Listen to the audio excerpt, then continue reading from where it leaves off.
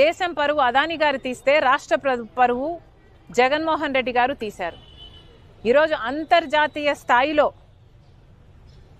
అదాని అవినీతి గురించి, జగన్మోహన్ రెడ్డి గారి అవినీతి గురించి, మిగతా ముఖ్యమంత్రుల గురించి, ఎవరైతే డబ్బులు తీసుకున్నారో వీళ్ళ అవినీతి గురించి అంతర్జాతీయ స్థాయిలో మాట్లాడుతున్నారు.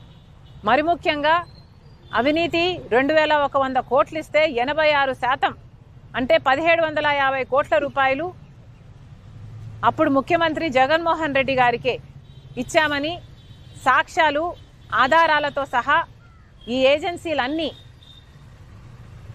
అక్కడ అన్ని సేకరించిన తర్వాత ఛార్జ్ షీట్ కూడా ఫైల్ చేసి ట్రయల్కు వాళ్ళు రెడీ అవుతున్నారు. అక్కడేమో ఇంత ఆధారాలు, సాక్ష్యాలు ఉండి వాళ్ళు ట్రయల్ కూడా రెడీ అవుతుంటే ఇక్కడ మనం కనీసం అవినీతి జరిగింది అని